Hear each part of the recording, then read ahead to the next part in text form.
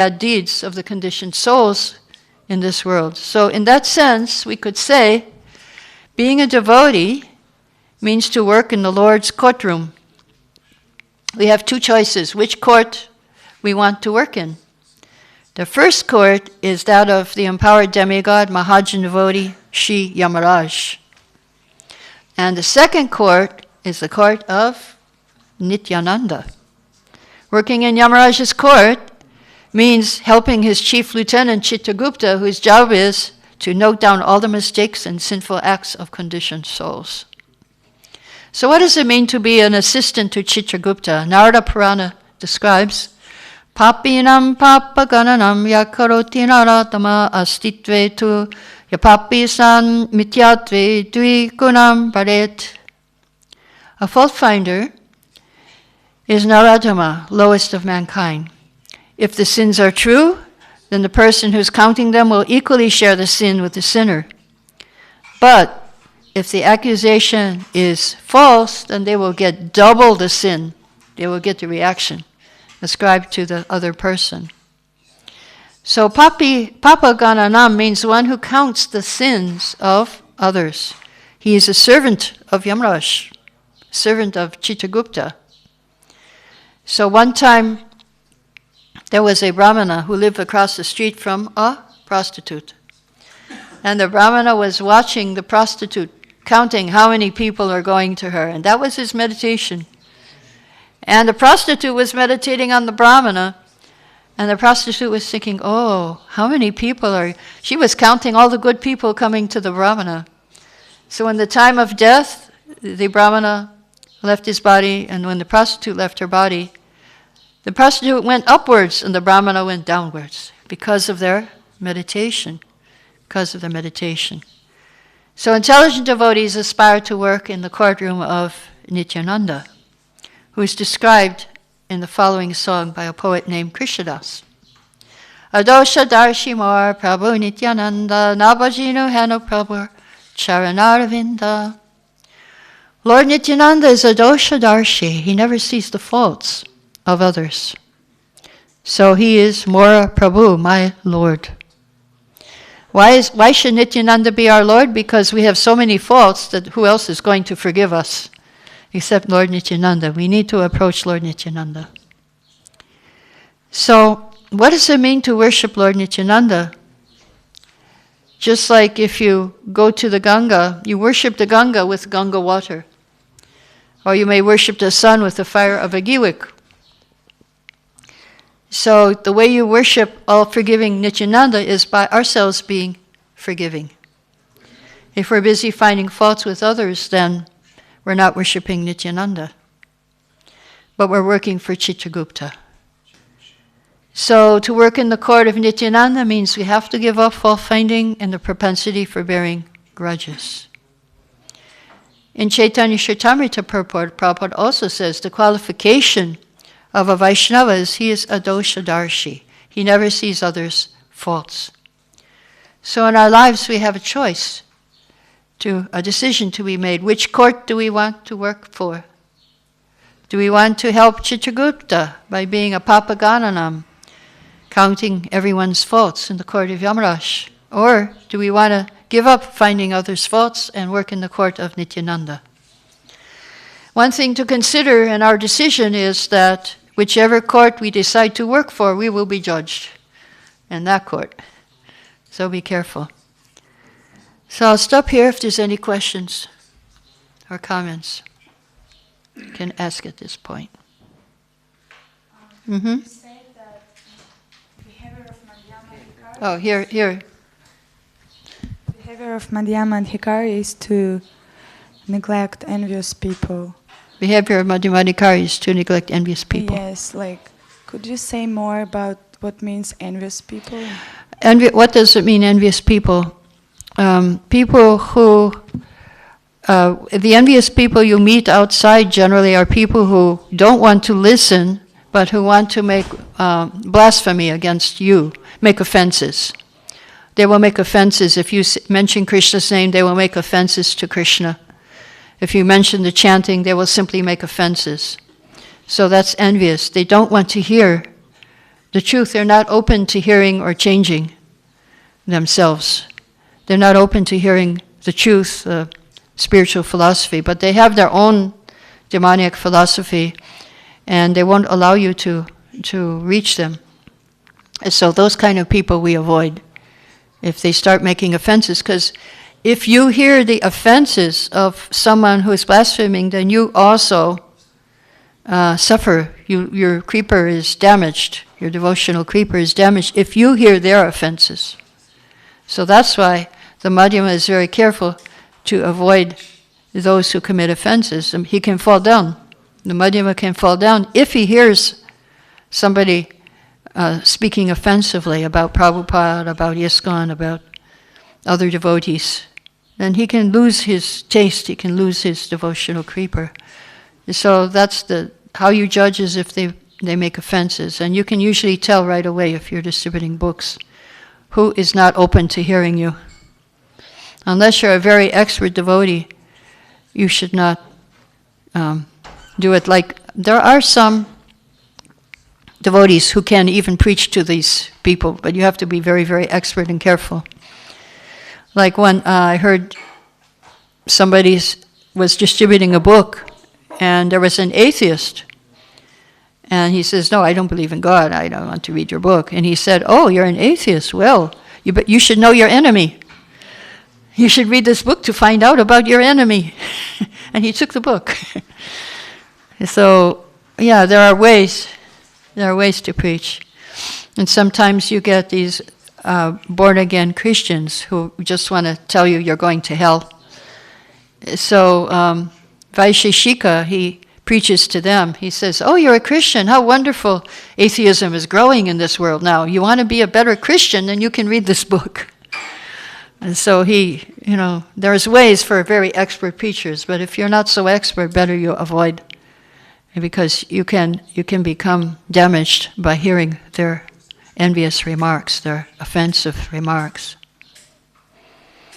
Any other questions? Yes.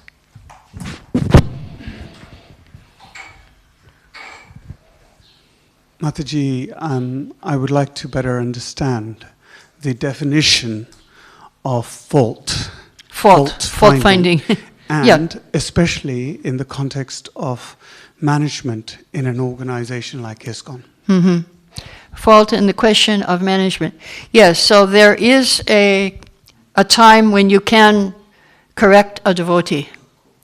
But it's true, you should have a managerial position. And you should see, is he disrupting the other devotees? And you must have a good relationship so the devotee trusts you. You must have no motive, like, anyway, whatever motive people have, I don't know. You have a motive of using that devotee for your own service or something. You shouldn't have a motive. Yesterday I saw a list of how to know when you should correct another devotee. There is a whole list there. And that was some of the things I remember from that list. And I know you should have a relationship of trust with that person. So yes, if you're a manager, then you have to sometimes correct devotees and give them room for improvement. But if you're not a manager, then you shouldn't do it. You shouldn't find fault. So what is fault? Fault means that you're disrupting other people. You're disrupting other people's devotional service. If you keep it to yourself, if it's in your mind, then that's forgiven. In Kali Yuga, you have the concession of mental offenses. You have the concession of you don't get the reaction. But if it comes verbal or physical, then it has to be dealt with by the manager. May I ask another question? Just okay. Explain very briefly.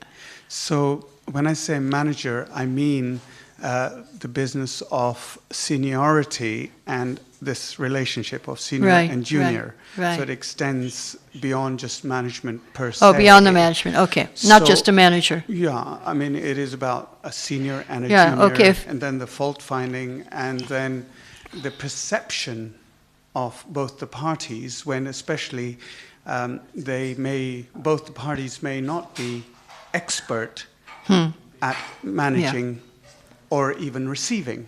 Right. Because we're all, I mean, I'd like to speak for myself, I'm work in progress. Right. How do we actually, in reality, from theory to reality? Yeah, well, the reality is relationship. You have to have a working relationship.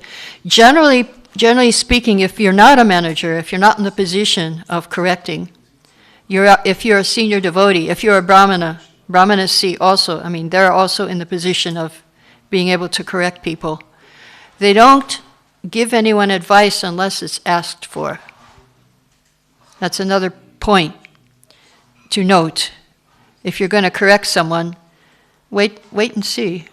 When it was time of the Rajasuya sacrifice of Yudhisthira, so many sages were present, and why didn't they say, let's worship Krishna? Why was it, who was it? Nakula or Sahadev? Sahadev it was. Sahadev, okay. Why Sahadev? Of all people. Then he said, Krishna should be first worshipped. Everybody knew, all the sages knew, Narada knew, all of Vyasadeva knew. Why didn't they speak up?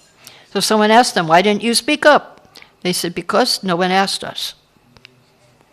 No one asked our advice. Isn't that interesting? So, yeah, but again, if you're a senior devotee and you see some damage being done, then you may want to speak up. But you have to keep in mind that you want to do good to the person you're correcting and help them make progress and be successful. That should be your motive. As a friend, as a father, you should have in your heart that you want them to be advance in spiritual life and to get free from their anarthas. So you have to say it in a very nice way, in a loving way also, and then they will appreciate it. If you're harsh and angry and like that, yeah, I saw that happen to one bhakta in one temple I was recently in. He was very eager to go and offer the lamp, so he went in front of the deities, and then one devotee just pushed him aside because he was standing in front of Prabhupada. That bhakta just left the temple. That was recent. So you have to be careful how you correct somebody. Yeah. Okay, yes, you had a question? Oh, no. Oh, I thought... No, just... Okay. something. We were thinking something, okay. All right, I thought I saw your hand. Here, over here we have two. One, raise your hand. Whoever. So in an instance that when like a manager or a senior corrects a devotee and then notices that devotee could not accept the correction or devotee gets upset and angry, so what does one do? What does one do if the devotee does not accept the correction?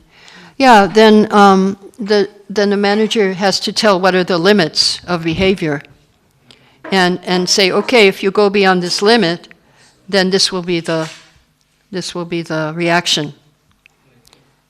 A warning, or so you can give a warning. You give a warning, and then okay, but they should know if I act in this way, then this is going to happen to me. You have to leave the temple. If you do this, you have to leave the temple. But not that they just do it and you leave the temple, but they have to know it. They should know what are the rules. They should know the rules. That is also for children. The children should know the rules. Okay? Yes? Thank Thank you for your class. Just want to ask regarding when some devotee like doing some service which is favorable, and at the same time didn't reject what is not favorable for devotional service, and in that way causing so much damage around and some people suffering around. So that person is not really aware. So what to do? What we can do to? Yeah, so then if the person is living in the temple, then it becomes a problem, then it's up to the managers. And when it's not living in the temple? If the person is not living in the temple, then the managers also, it's up to the managers too, to decide, if the person can come to the temple or not. If the person comes to the temple and causes a lot of damage, then that should not be acceptable. And in daily life, which is not connected with the institution but with the relationship, how to treat that kind of person? Right. What to do? Well, Nectar of Instruction says you can offer obeisances from a distance, but don't associate. Okay, thank you. It's not like you say you're a nonsense, you're a rascal, you're not a devotee, but they're chanting Hare Krishna, you offer obeisances, but from a distance, and don't associate. Yeah. Thank you. Any other questions? Okay, I'll go to Srila Prabhupada, Hare Krishna. If anybody wants a book, we still have some books left of the full Bhagavatam in pictures. Hare Krishna. Srila Prabhupada ki jai.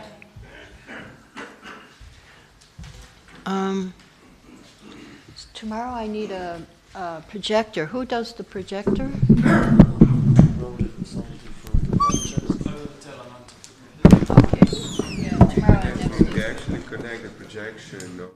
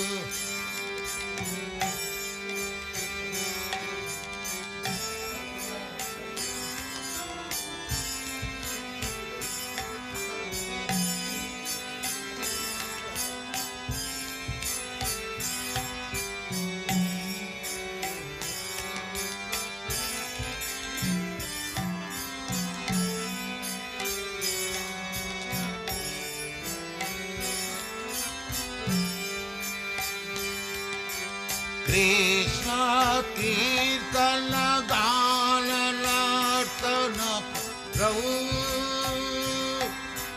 Premamritam Vanidhi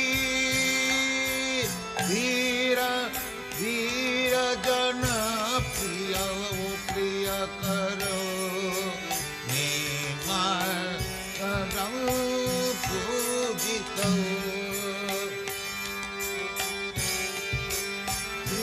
Chaitanya Kripa Bharau Bhuvi Bhuva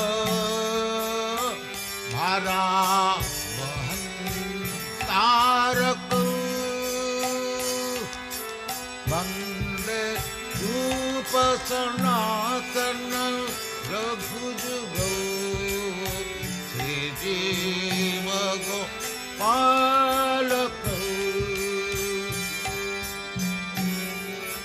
Bande Rupa Sanatana Raghujuga Ridi Bhagavata Krishna Krishna कीर्तन गान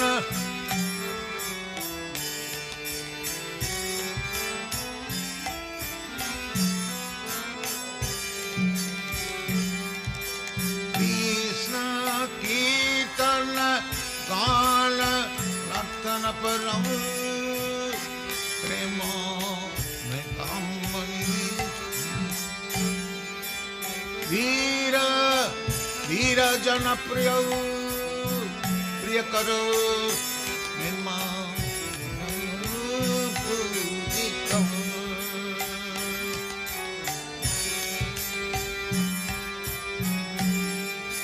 श्री चैतन्य कृपा भरऊ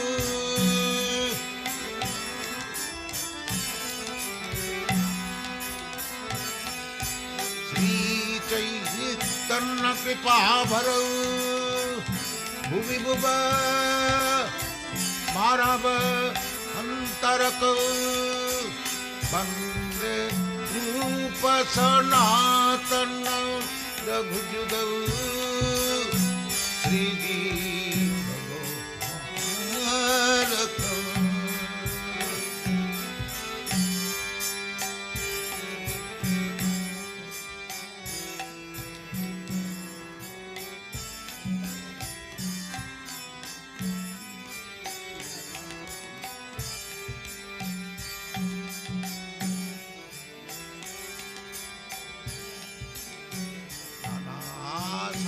विचार नहीं कभी पुनः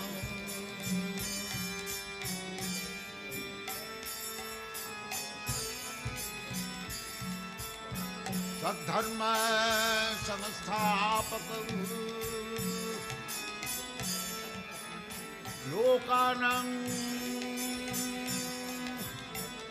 हितकारिणं त्रिभुवने मन्नं शरण करो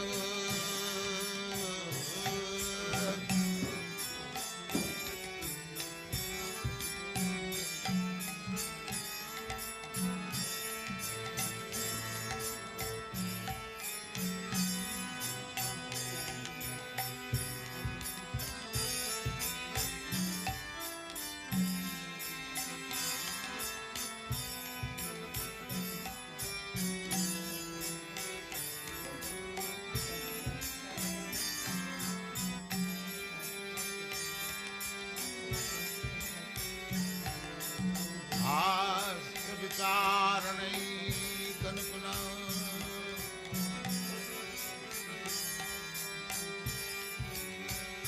धर्म समस्तापक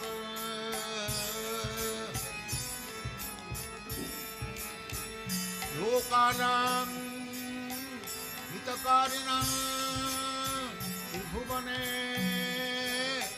मन्नं शरणं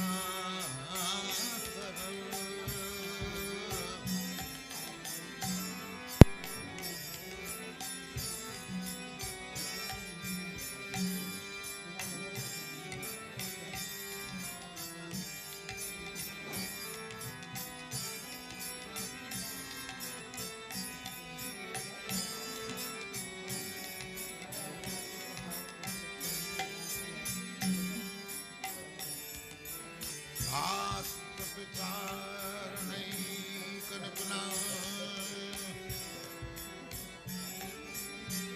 सद्धर्म संस्थापक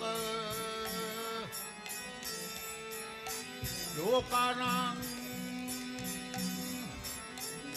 हितकारिणां त्रिभुवने मन्नं शरणं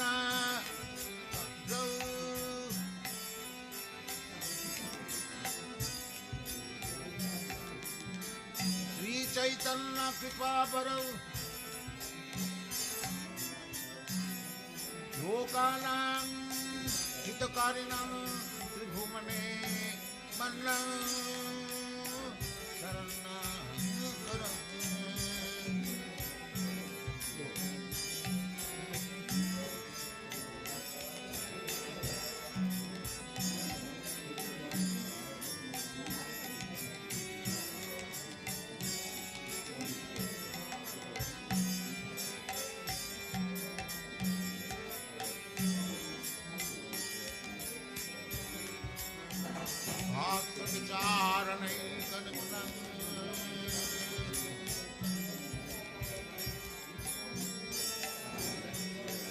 धर्म संस्थापक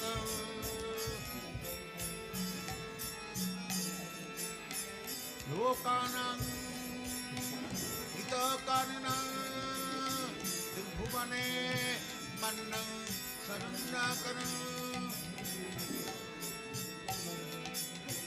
राधा कृष्ण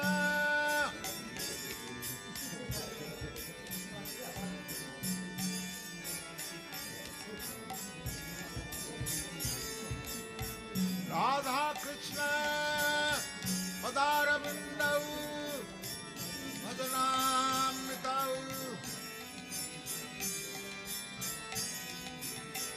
राधा कृष्ण पदारविन्दौ मदना नन्देन मत्तालिका वन्दे रूप सनातनं रघुजुगौ श्री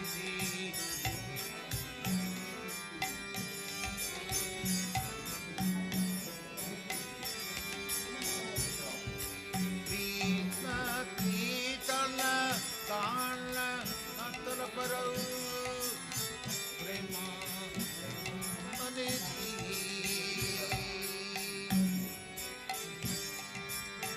धीर धीर जनप्रिय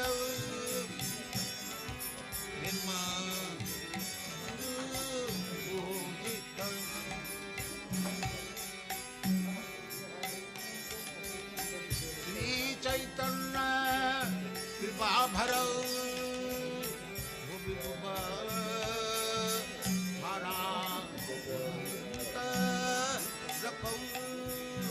वंदे रूप सनातन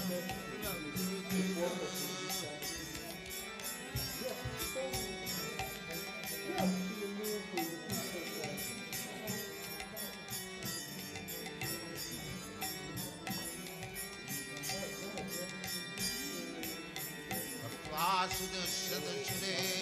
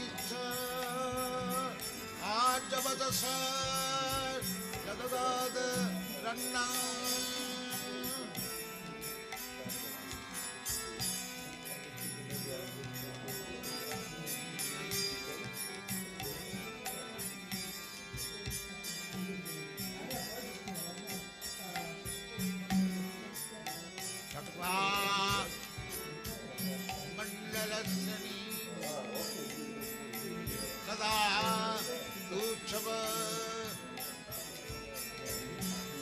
भूत्वा दीनगणे सको करुणया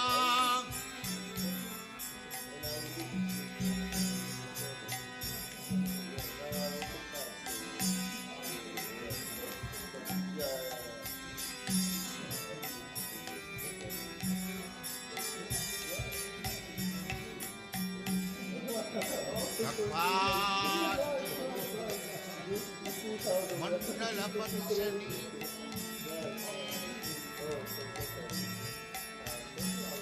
सदा उत्सव भूत्वा दीनगणे सको करुणया कौपीन कण्ठास्थितौ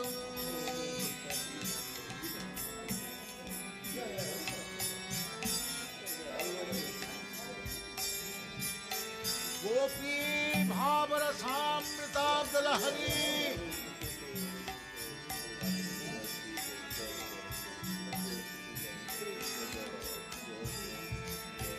गोपी भावरसामृताब्दलहरी कल्लो समग्नं वन्दे रूप सनातनं रघुजुगल श्रीजी पालक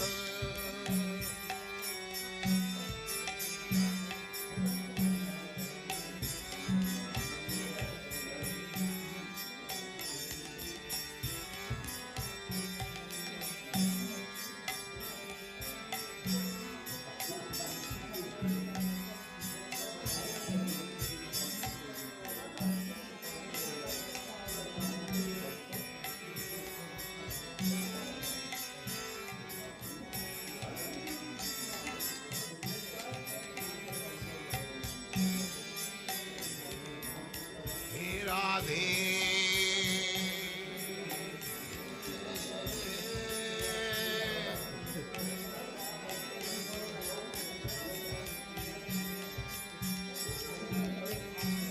हे राधे ब्रज देविके च हे नंद सुना कुतः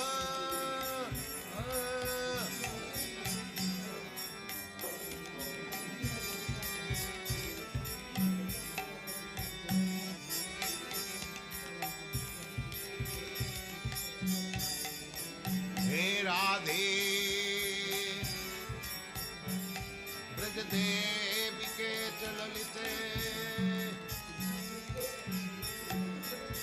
हे नंद सुनकुतः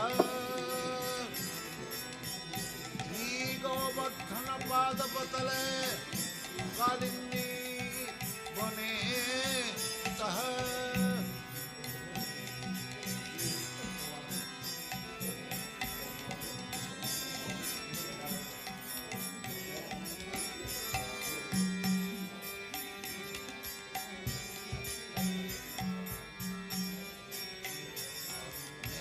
राधे ब्रज देविके च ललिते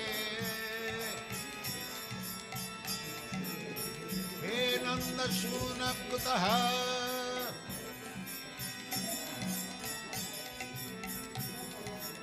श्री गोवर्धन पादपतले कालिंदी वने कुतः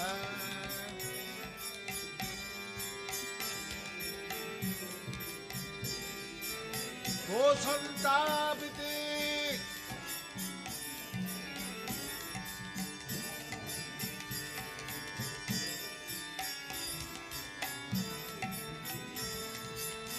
वो संतापिते सर्वतो ब्रजपुरे खेदई विह्वलौ वन्दे रूप सनातन रघुजुगल श्रीजी पालक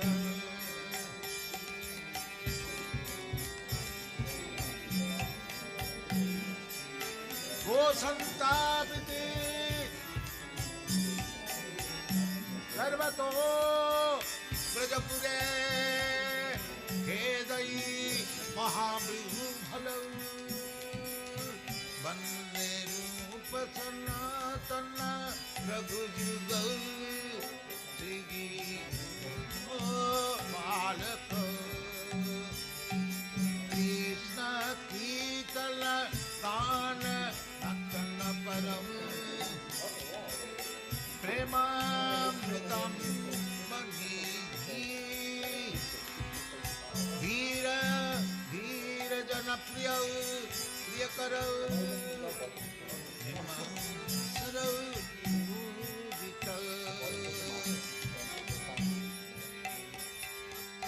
श्री चैतन्य कृपा भर भुवि भुव वहन तारक वन्दे रूप सनातन जगजुग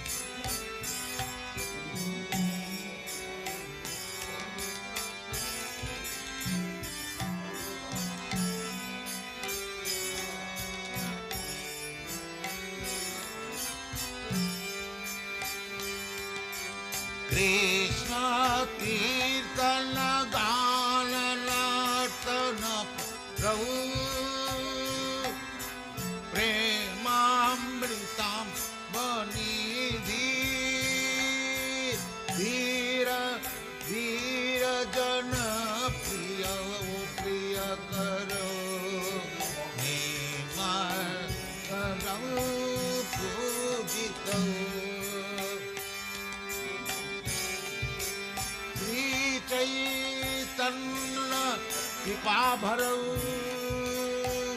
भुवि भुव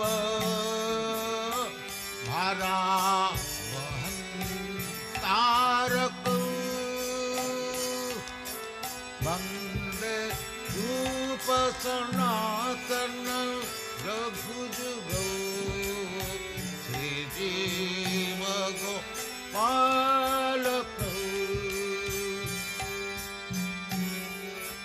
वन्दे रूप सनातन रघुजुगौ श्रीजीव गोपालकौ कृष्ण कीर्तन गान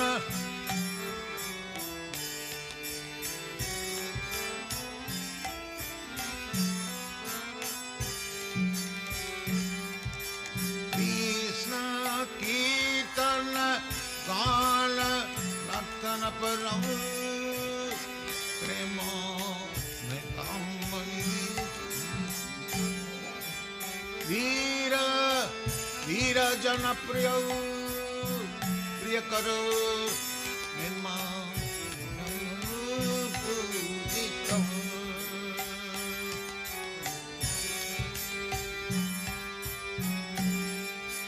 श्री चैतन्य कृपा भरौ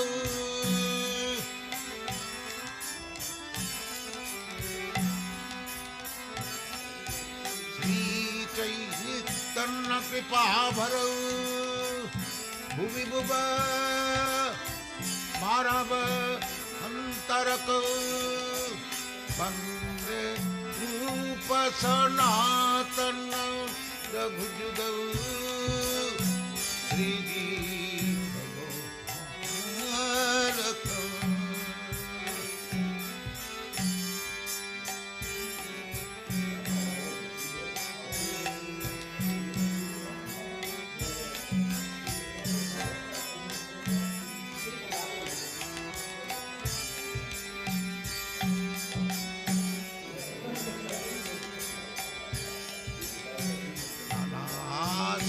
विचारणै पुनः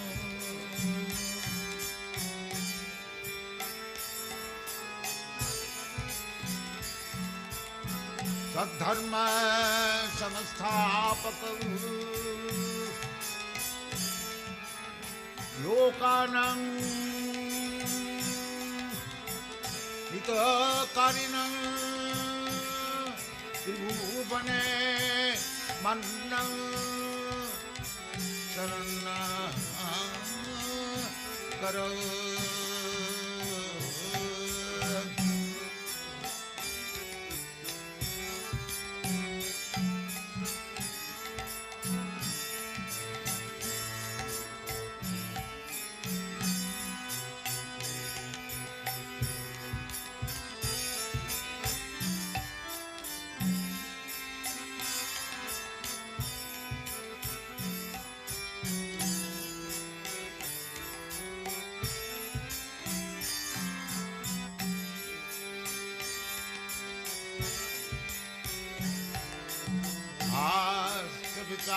विचारणैकन पुनः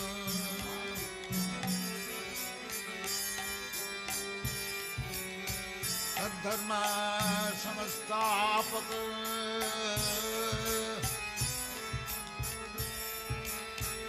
लोकानां हितकारिणं त्रिभुवने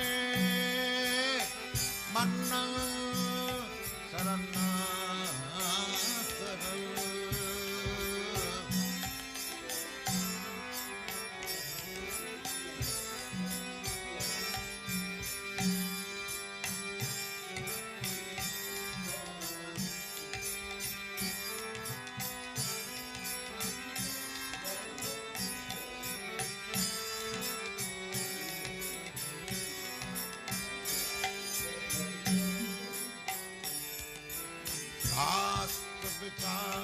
विचारणैकन पुनः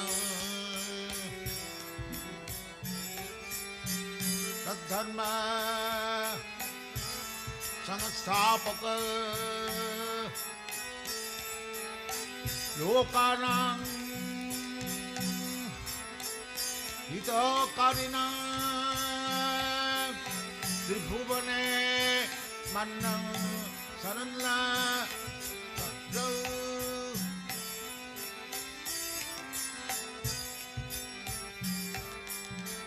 श्री चैतन्य कृपा बरौ लोकानां हितकारिणां त्रिभुवने मन्नं शरण्यं करौ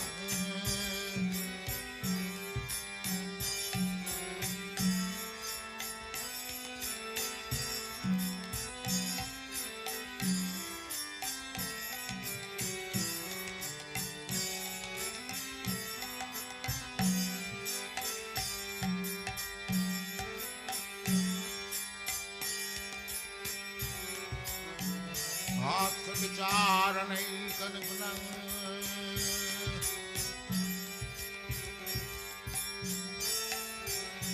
तद्धर्म संस्थापक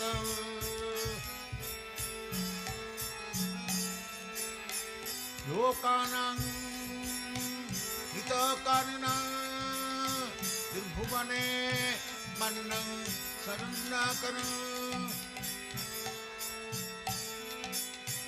Radha Krishna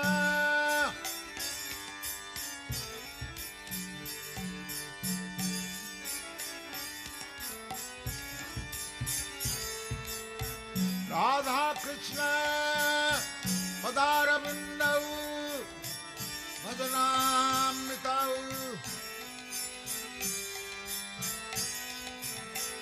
Radha Krishna Padarabindau Majana Nande Namatalika Mande Rupa Sanatanam Raghujugal Siji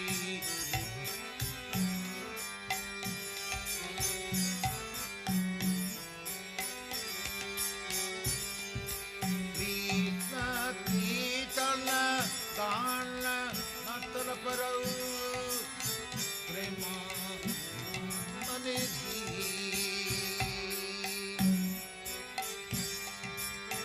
Veera Veera Janapriya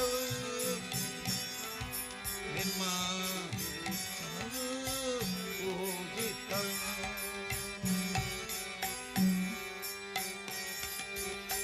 Sri Chaitanya Kripa Bharau Bhuva Mara Manta Rakau Bande Rupa Sanatana Yakujiga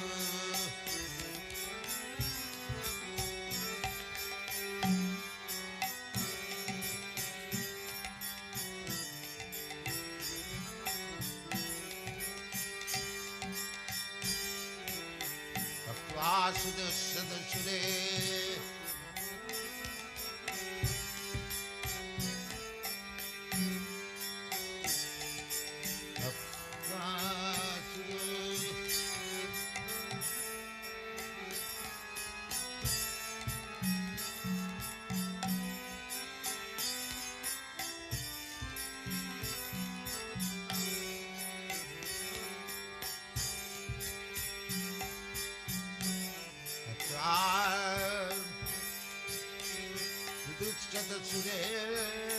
Sudarajalakin Dharnischa Ajavadasa Jadagada Ranna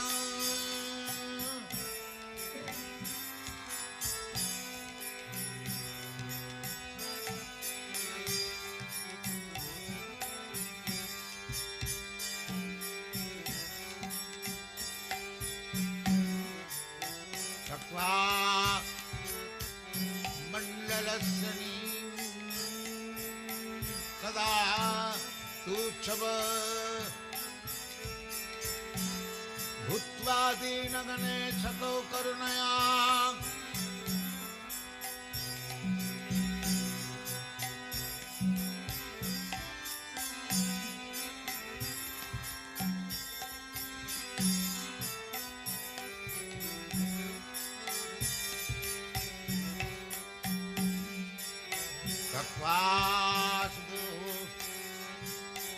मण्डलपति Shani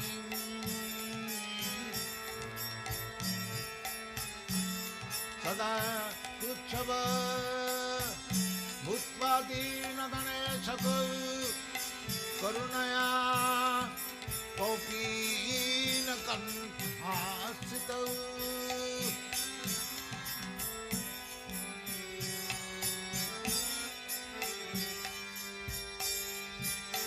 गोपी भावरसामृताब्दलहरी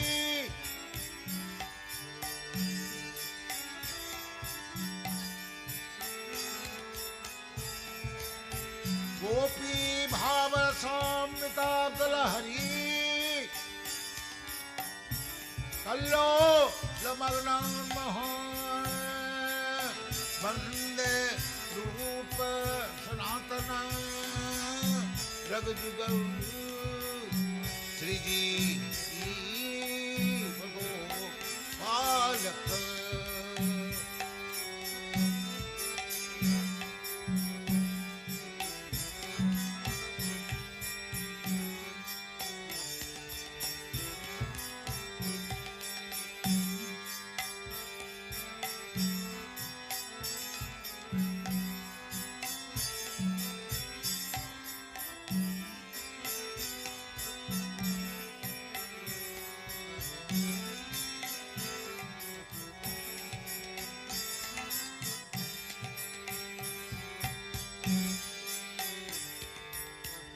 राधे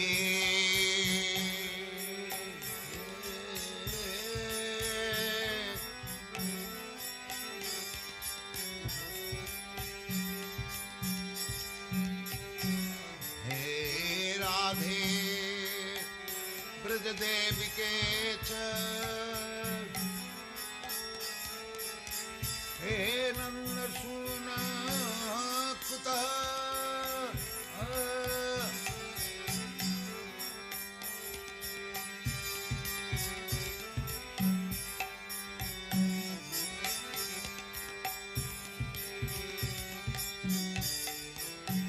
राधे ब्रज देविके च ललिते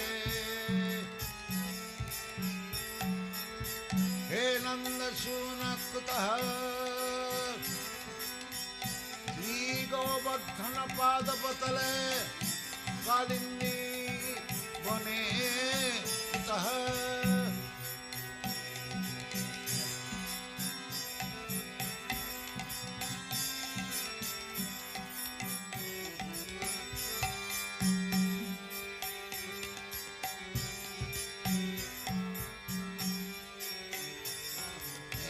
राधे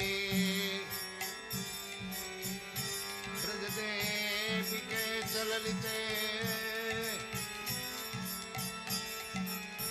हे नंद शूनक कुतः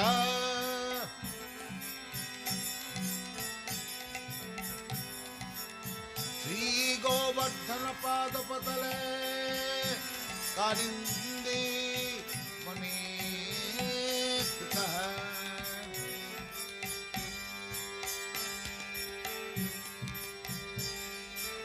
गो संतापिते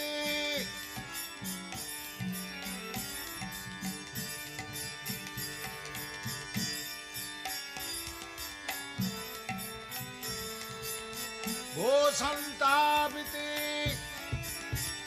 सर्वतो ब्रजपुरे खेदई विह्वलौ वन्दे रूप सनातन रघुजुगौ श्रीजी पालक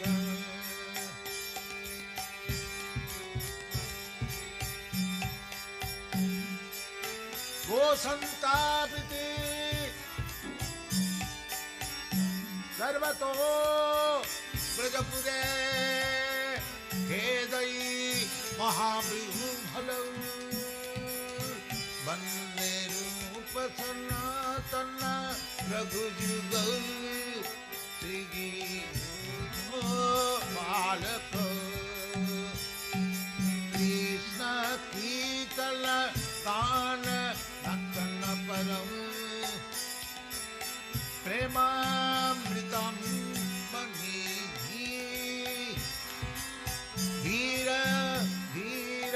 प्रिय प्रिय करो निमासरो पूजित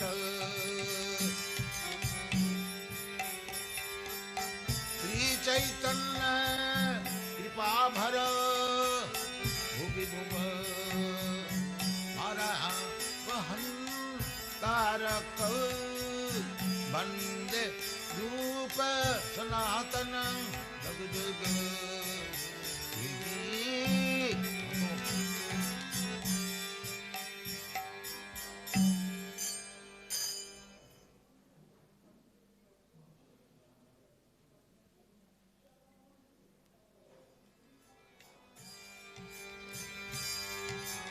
कृष्ण कीर्तन गान गान पौ प्रेमामृता वनिधि धीर धीर जन प्रेम पूजित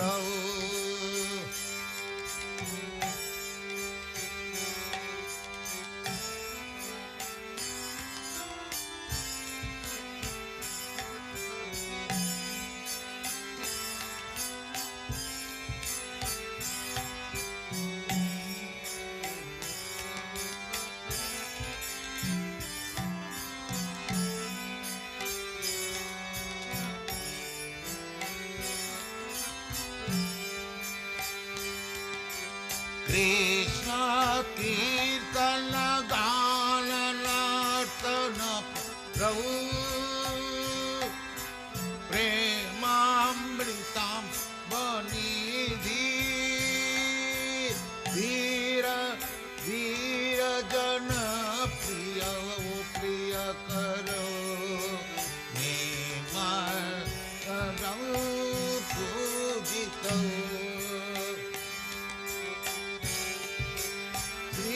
चैतन्य कृपा भरौ भुवि भुव भारा वहन तारक वंदे रूप सनातन रघुजुगौ श्री जीव गोपालक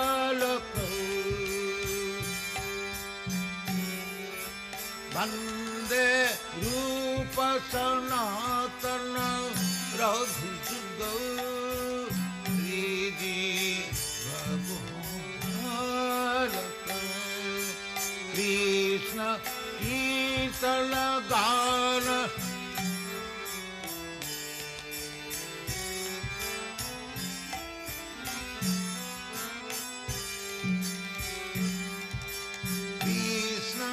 कीर्तन गान नर्तन परम प्रेम में कामनी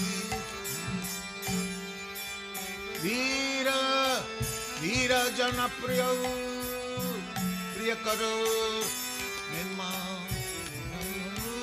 पूजितम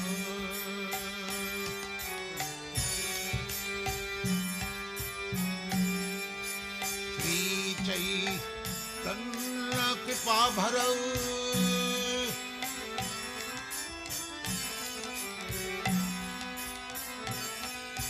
श्री चैतन्य कृपा भरौ भुवि भुव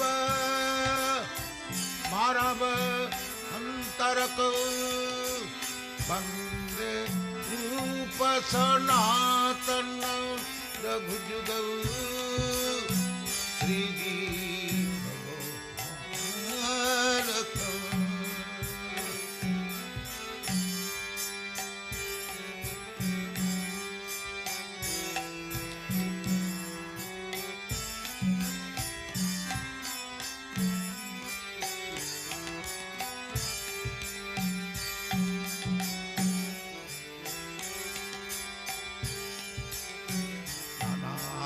शास्त्र विचारणै निपुणा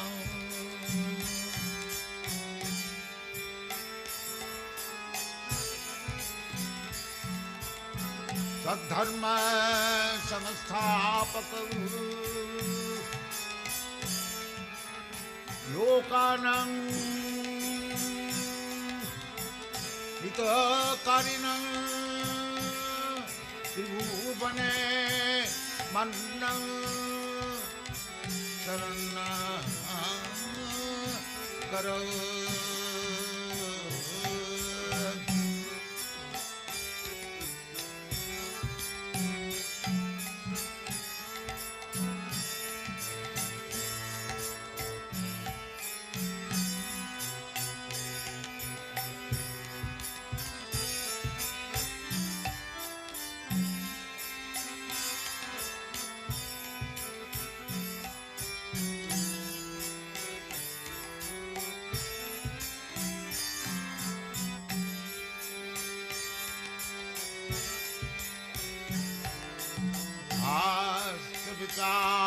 विचारणैकनुपुना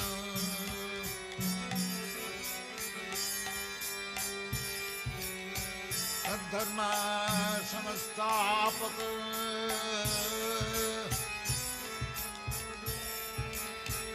लोकानां हितकारिणां त्रिभुवने मन्नं शरणं